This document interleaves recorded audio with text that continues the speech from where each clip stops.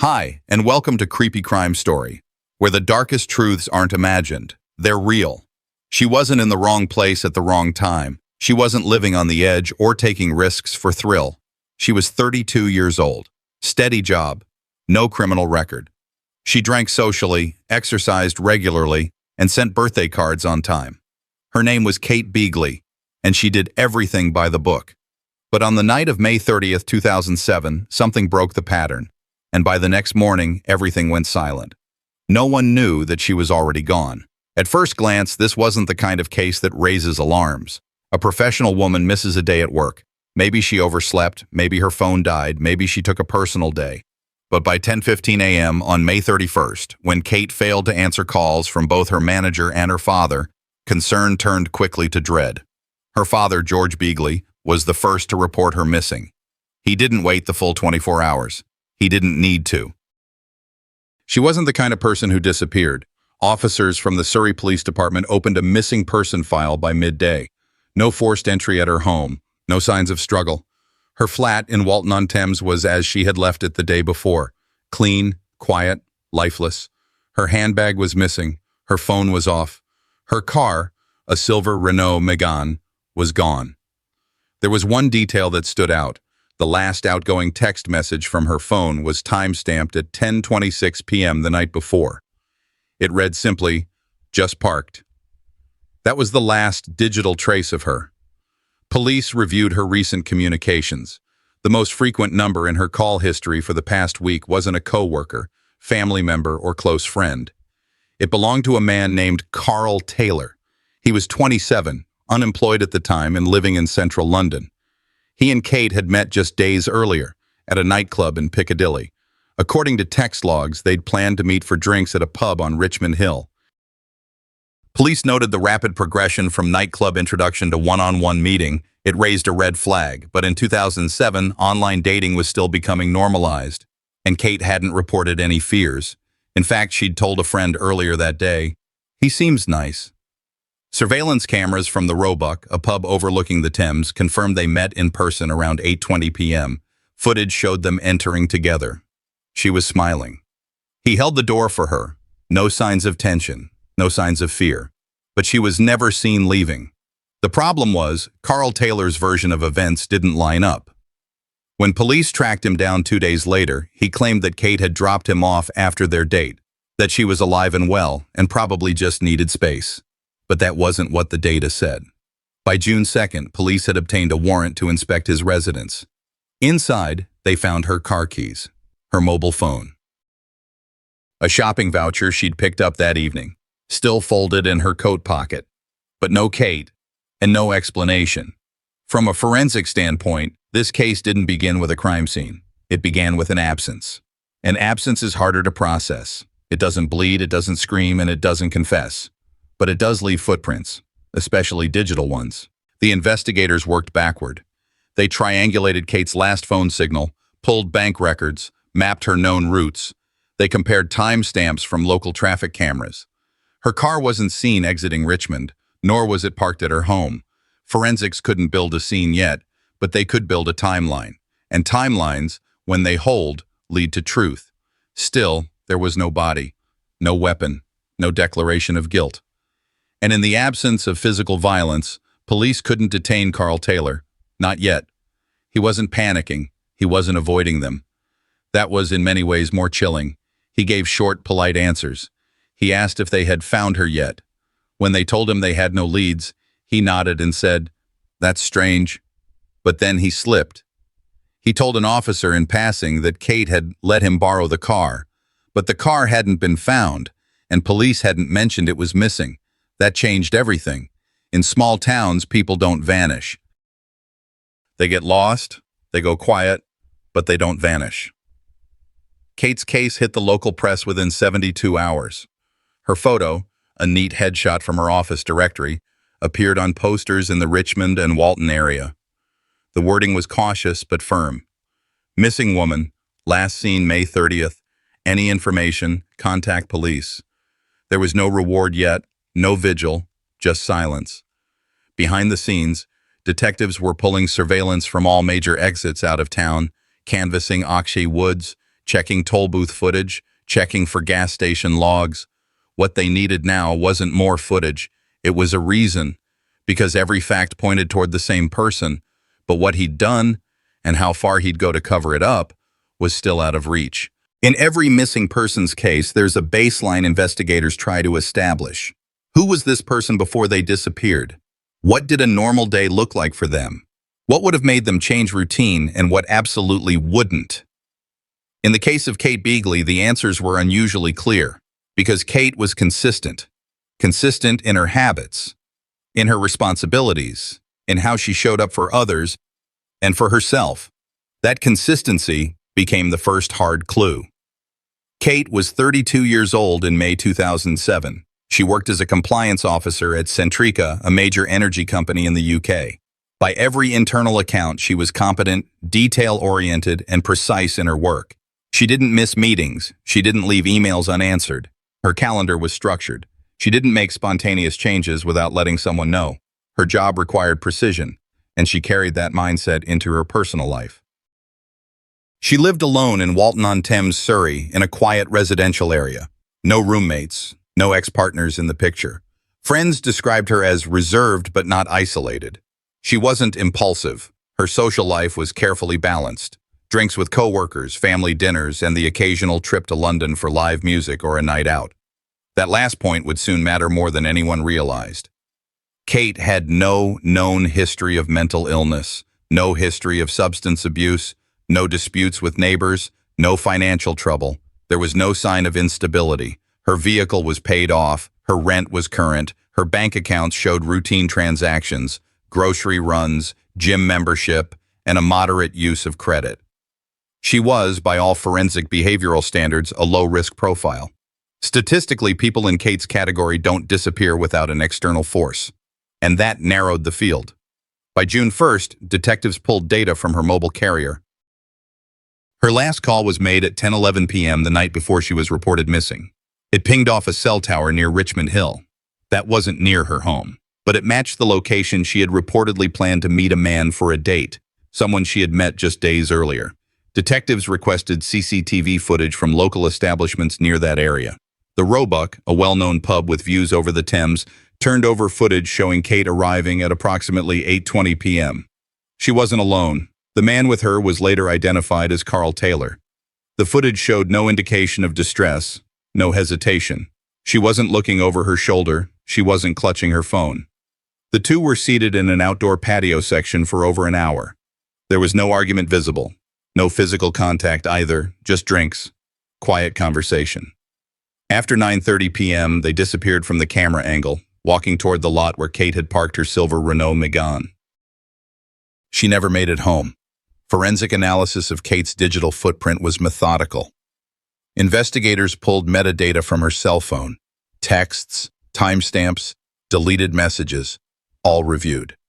The last message she sent was a simple update. Just parked. That was 10:26 p.m.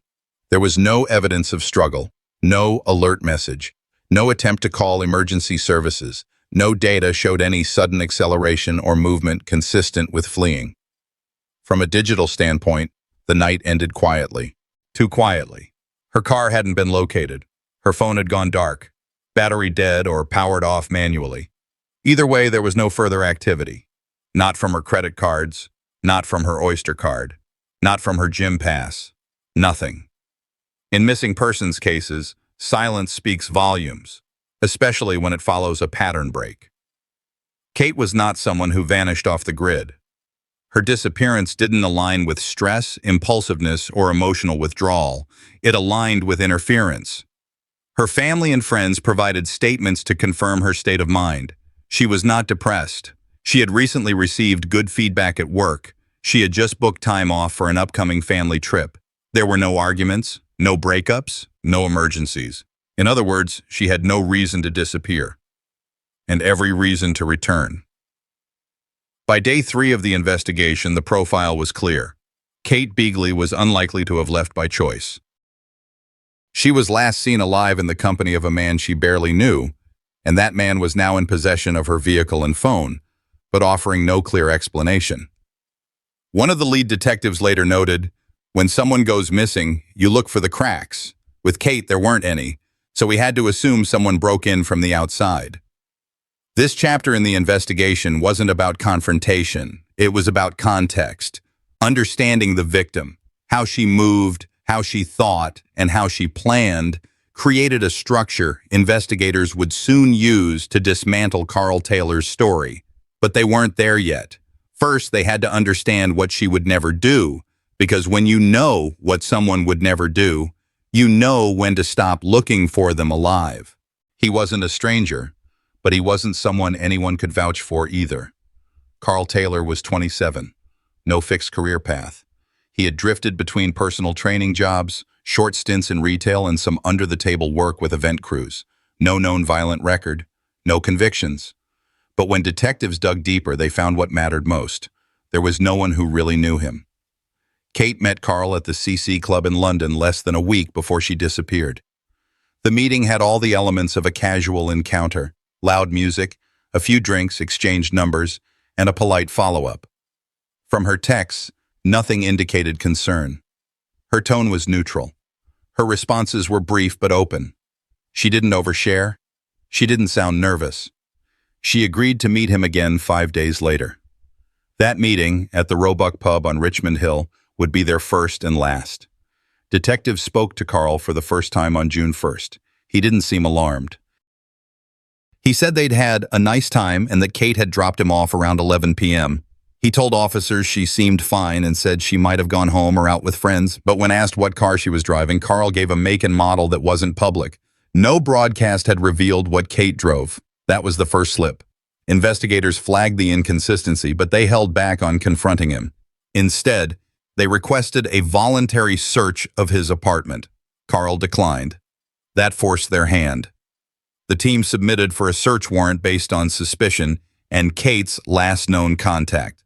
That warrant was granted 36 hours later. What officers found inside wasn't dramatic, but it was wrong. Kate's phone was in his living room, turned off. Her purse, a gray leather satchel, was inside a closet. The voucher she'd received that night from a promotion at the pub was still folded in the side pocket, and her car keys were sitting on his kitchen counter. Carl claimed Kate gave him all of it, that she had dropped him off, handed him her things, and told him she'd text later. That made no sense. Kate wasn't careless. She didn't lend out her car, and there were no messages from her indicating she planned to. Friends confirmed she was extremely private about her belongings. She didn't even let people use her phone charger at work. So the idea that she would casually hand over her keys to someone she barely knew, that didn't align. Investigators noted his calm. Too calm. His affect was flat, his body language neutral. He didn't ask if Kate had been found. He didn't ask what the police knew. He didn't offer any timeline, only vague suggestions. She was going to go home. She maybe went to meet someone else. But he never followed that up with questions or concern. Only space-filling talk. That was another warning sign. Digital forensics took center stage at this point. The last cell tower that received a ping from Kate's phone was triangulated to Richmond Hill at 10:26 p.m., but no activity was recorded after that. Carl's phone, on the other hand, remained active through midnight and pinged off a tower northwest of Richmond, toward the edge of Watford. The forensic mapping unit overlaid both phone records. There was a 24-minute gap between Kate's final ping and Carl's next location.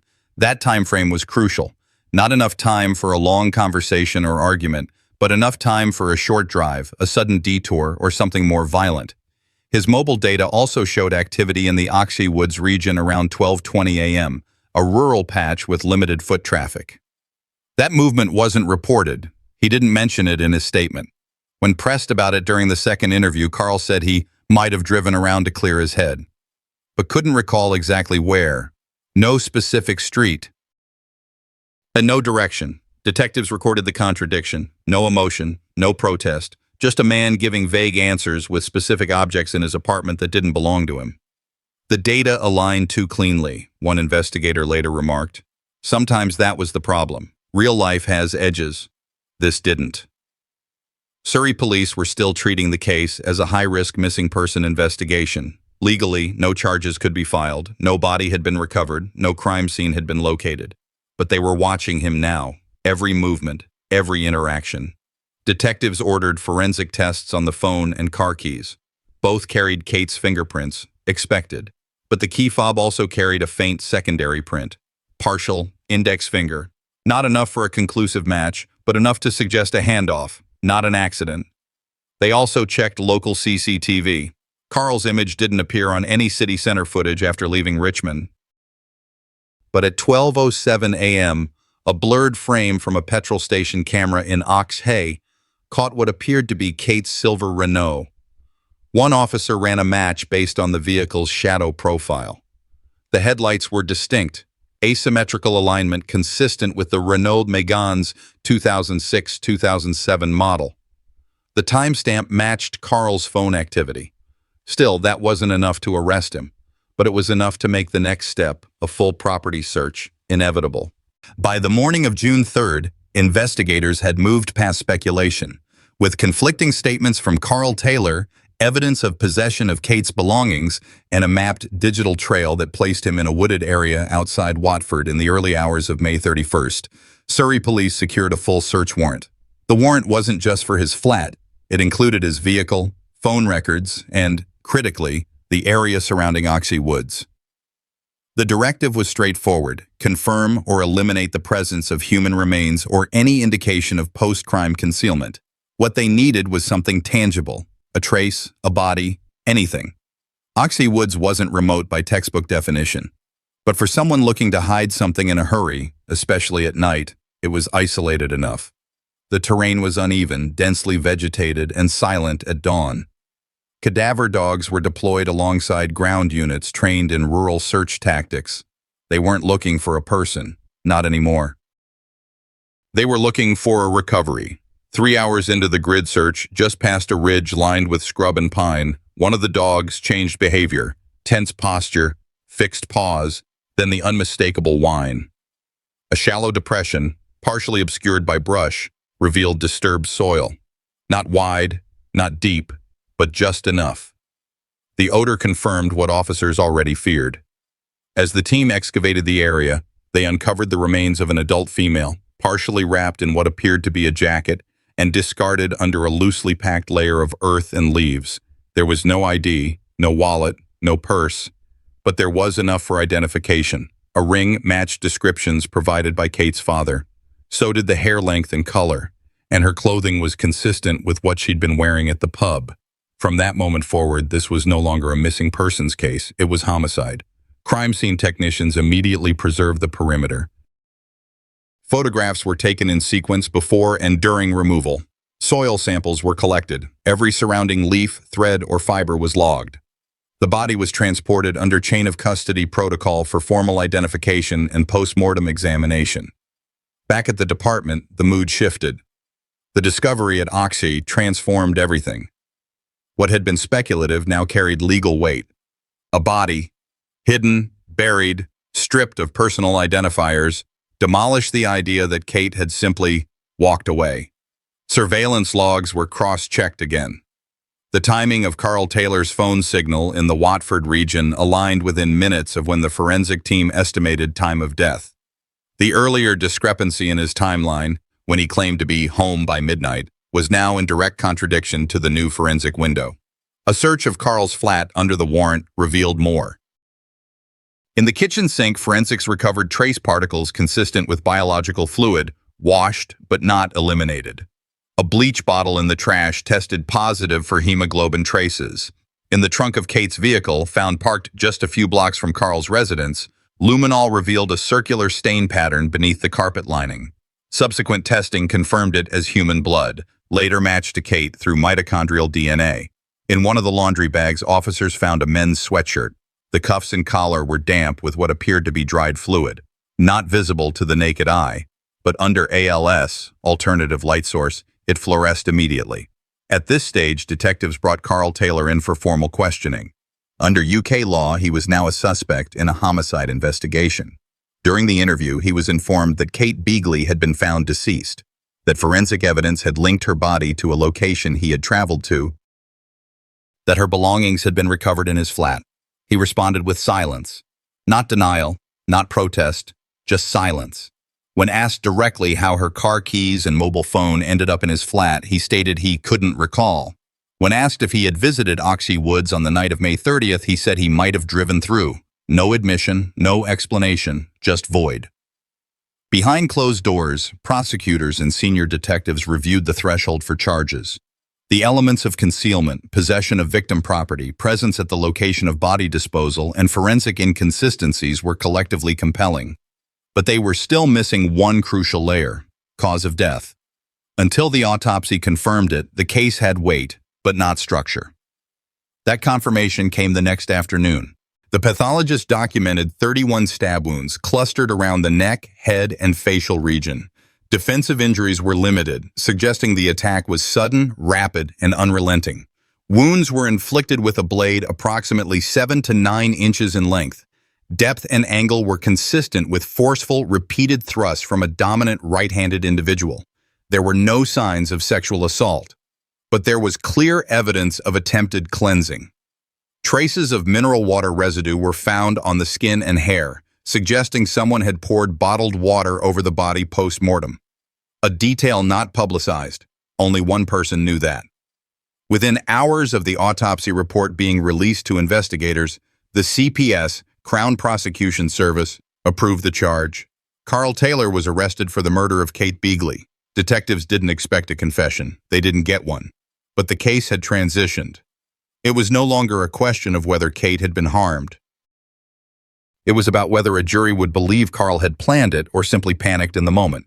That distinction, in legal terms, would shape the months ahead. But for now, the facts were in place. The forensic timeline of Kate D.e.a.d.l.y.'s disappearance narrowed significantly between the evening of May 31st and the early morning of June 1st, 2007. By the end of that first night, Kate was no longer alive, and Carl Taylor was already in motion, methodical, deliberate, and disturbingly detached. After committing the murder, Taylor didn't panic. Instead, he focused on eliminating traces. According to the initial forensic briefing, the suspect's first act was to transport Kate's body out of the vehicle under cover of darkness. He drove her silver Vauxhall Astra away from Richmond Park to an isolated woodland area near the M25 motorway just outside Watford. That location would not be discovered by law enforcement for several days. A vital detail in the case emerged from the post-mortem later conducted at the West London coroner's facility. The coroner documented over 30 stab wounds concentrated on Kate's face, neck, and upper chest. The sheer violence was consistent with overkill, often associated with rage or perceived betrayal. However, there were no defensive wounds on her hands or arms, suggesting the attack was swift, unexpected, and overwhelming in force. She didn't have time to fight back. Carl Taylor's next calculated step was to alter the crime scene. After leaving the body in the undergrowth, he attempted to cleanse the car. Forensic technicians later retrieved partial blood traces under the front passenger seat, in the gear lever groove, and around the trunk lining. Chemical luminol made visible what he had tried to scrub clean. In total, over a dozen different blood pattern transfers and microstains were found in the vehicle's interior. None were immediately visible to the naked eye. The knife used in the murder was never recovered. Taylor confessed in early custody interviews to disposing of it in the River Thames, though the exact spot was never confirmed. Divers conducted an underwater search near Putney but found nothing. Whether he was lying or whether the current had already carried the weapon away remains unknown. To mislead investigators, Carl retained Kate's belongings. He kept her phone and used it to send misleading messages to friends, posing as Kate to suggest she had simply gone off-grid or needed space. He even claimed in an early conversation with law enforcement that she had dropped him off and driven away. But phone mass records showed otherwise. Kate's mobile stayed near Taylor's residence for several hours after she was allegedly last seen. CCTV footage recovered from local petrol stations and roadside cameras further challenged Taylor's version. A critical frame captured Kate's vehicle being driven at 3:22 a.m. on June 1st, after the estimated time of death. The driver's outline matched Carl's build and clothing. No passenger was visible. Investigators also examined purchases made using Kate's card. One key discovery was a gas receipt, time-stamped at 4:03 a.m., paid using her bank details. Taylor denied any such transaction, but security footage from the station confirmed his presence at the pump.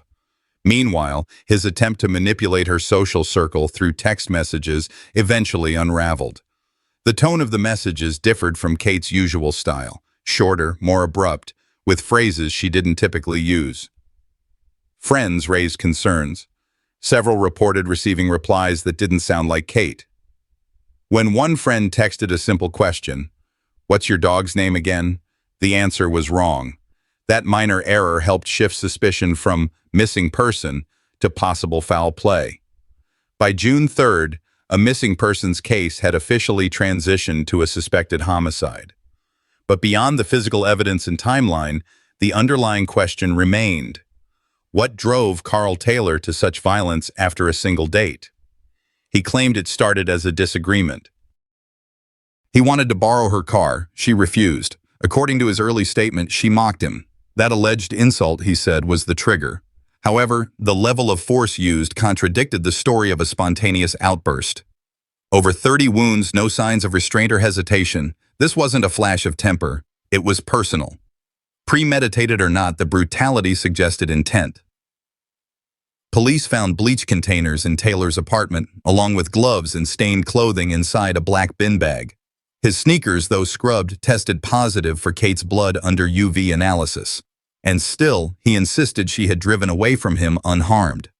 In his later version of events, Taylor changed his story again, claiming Kate had become hysterical and injured herself in the woods. He went as far as suggesting she attacked him and, in the struggle, was accidentally killed. The evidence didn't support any of that.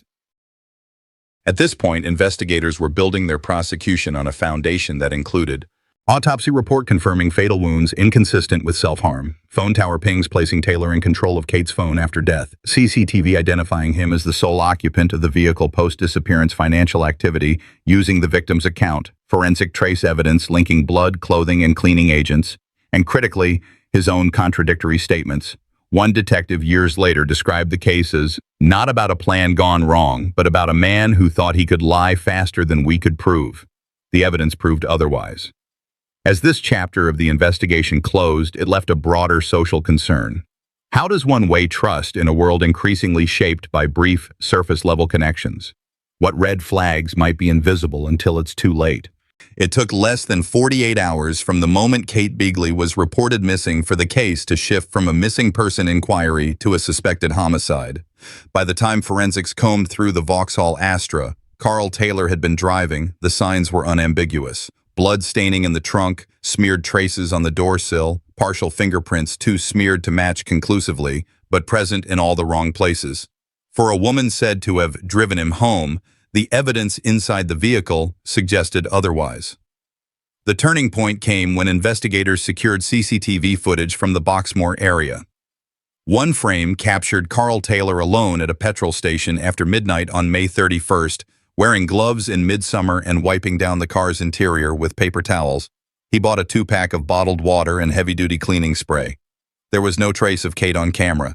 She had vanished completely from public view after their first date. At the same time, cadaver dogs trained to detect decomposition were brought in to sweep key locations linked to Carl's known movements. Within 72 hours of the initial report, a shallow grave was discovered off a wooded trail in Oxey Woods, Hertfordshire. Inside, the decomposing body of a woman was found partially buried and heavily wrapped in plastic with evidence of post-mortem cleaning. The pathologist's report would later confirm over 30 stab wounds to the neck, head, and upper torso, delivered with rapid succession and severe force. Carl Taylor's arrest came swiftly. He was located at a friend's flat in Shepherd's Bush, still in possession of Kate's mobile phone, her Centrica corporate badge, and 2 spa vouchers she had kept in her wallet. When confronted, Carl first claimed Kate had dropped him off and driven away.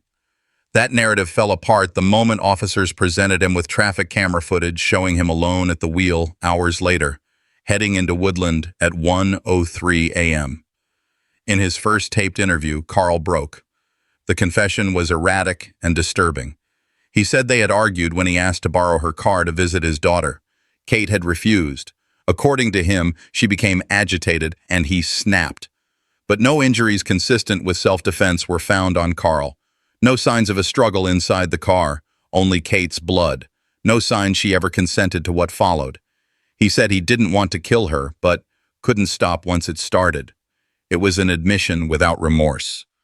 Still, the confession didn't stick. Days later, once legal counsel was assigned, Carl recanted. He now alleged Kate had taken her own life in a wooded area and that he'd panicked, hiding the body because no one would believe the truth. But every detail of the crime scene countered his new story. The wounds were clustered, frenzied, defensive injuries on Kate's arms showed she had tried to block the attack, and the blood pattern analysis confirmed an assault from behind while seated. Further forensic findings sealed the case. A kitchen knife missing from Carl's home matched the wound channels. A pair of his trainers contained Kate's blood spatter in the grooves of the sole, and the plastic wrap used to contain the body matched the exact dimensions and barcode batch of a roll recovered in Carl's kitchen bin. The prosecution team was confident but methodical.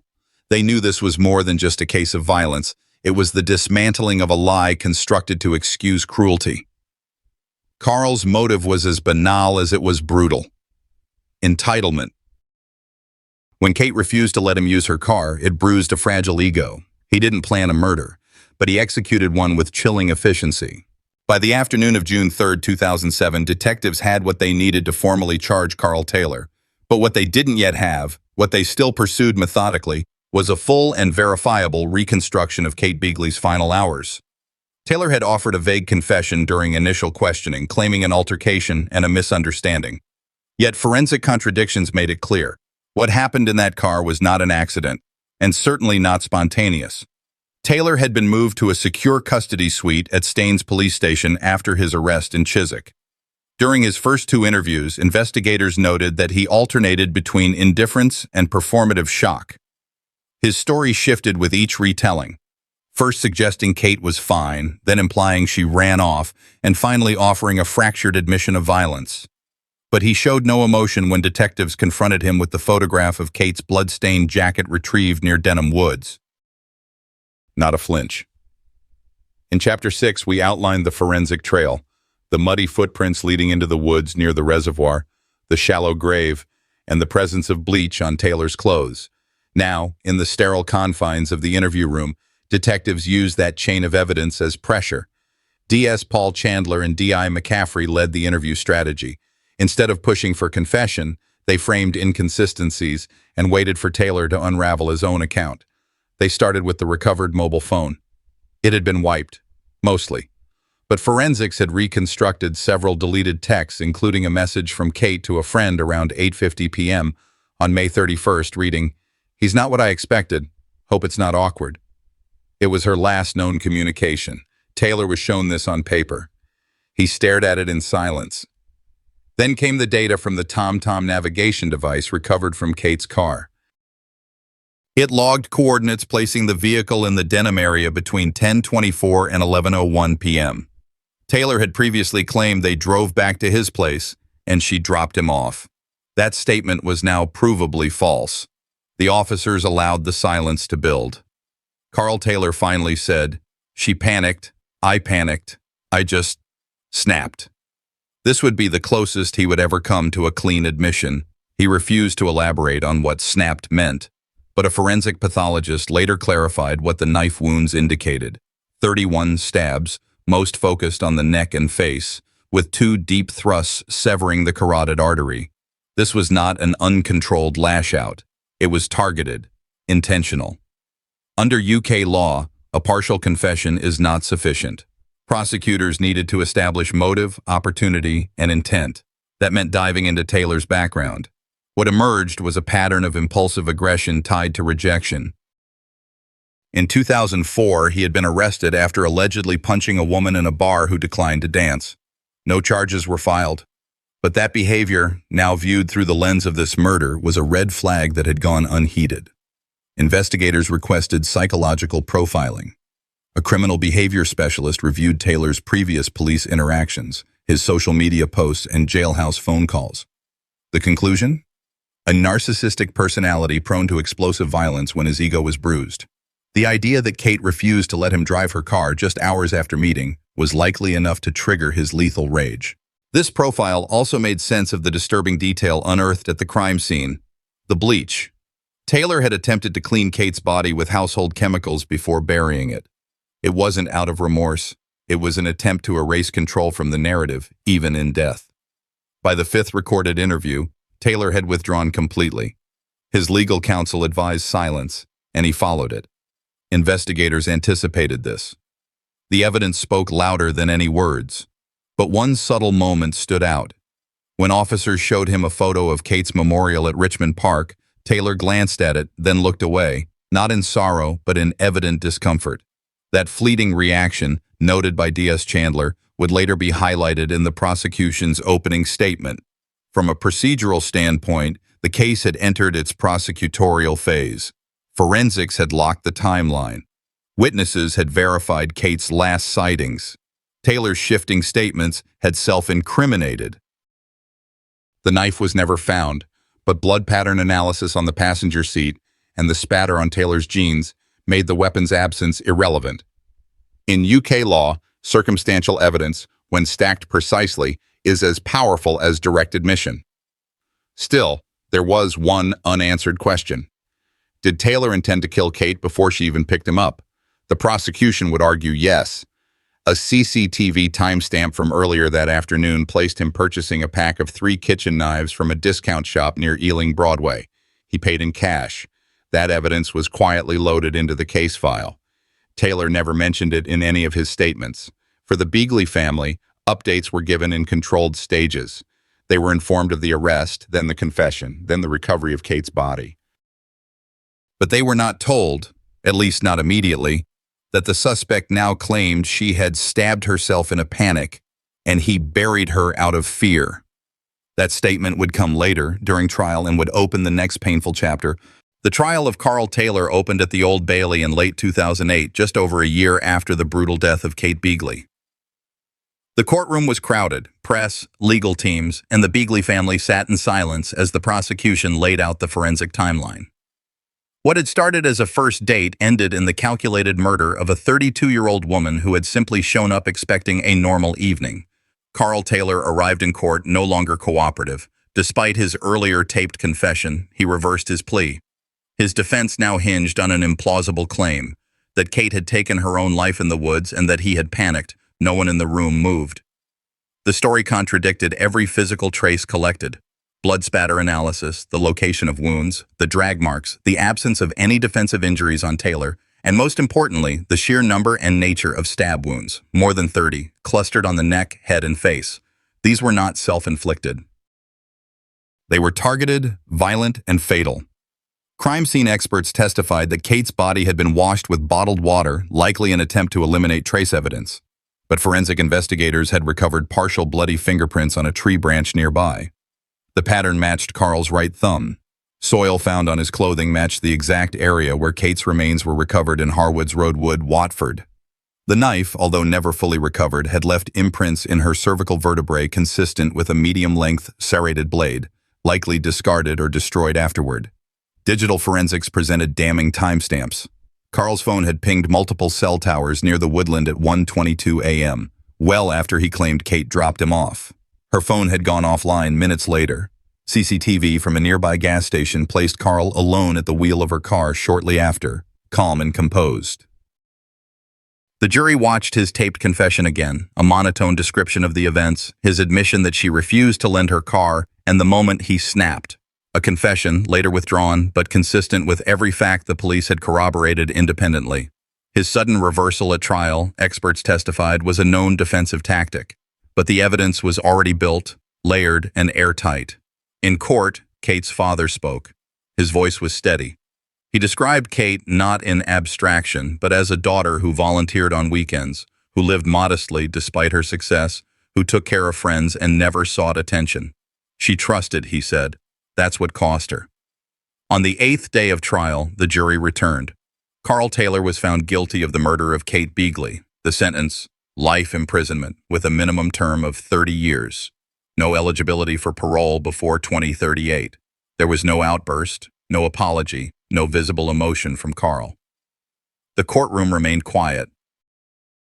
A calculated predator had been removed from public life, not by luck, but by a systematic process of forensic rigor, persistence, and cross-agency collaboration. The case became a reference in law enforcement circles across the UK. It served as a textbook example of how victim-blaming narratives, when unsupported by physical evidence, collapse under the weight of science. Kate's story is often cited in training seminars on dating violence and stranger-on-stranger homicides. The emotional void left behind is immeasurable, but the lessons are concrete. Today, conversations about dating safety, especially for women, have gained traction in part because of cases like this. Situational awareness, digital check-ins, and the importance of early reporting. These aren't overreactions. They're survival strategies. Tragedies like Kate's underscore that danger isn't always obvious, and that trust, once given, must be earned, not assumed. The justice system cannot undo what was done, but in this case, it did what it was meant to do. Hold the killer accountable, expose the truth, and uphold the dignity of the victim. What happened to Kate Beagley is more than a crime, it's a wake-up call. If you're watching this, let it remind you that trusting too soon can carry a cost, especially in a world where some people wear charm like a mask. As someone who's followed cases like these, I've learned this. Always tell someone where you're going, always meet in public, and always listen to that quiet voice inside if something feels off. Now, I'd love to hear from you. Do stories like this make you reflect on your own experiences with trust or safety? If you found this video meaningful or thought-provoking, let me know where you're watching from, or even why you didn't enjoy it. I read every comment. And if this story touched your heart or opened your eyes, hit subscribe so you don't miss what comes next. We've got more real stories that matter. Stay safe, stay aware.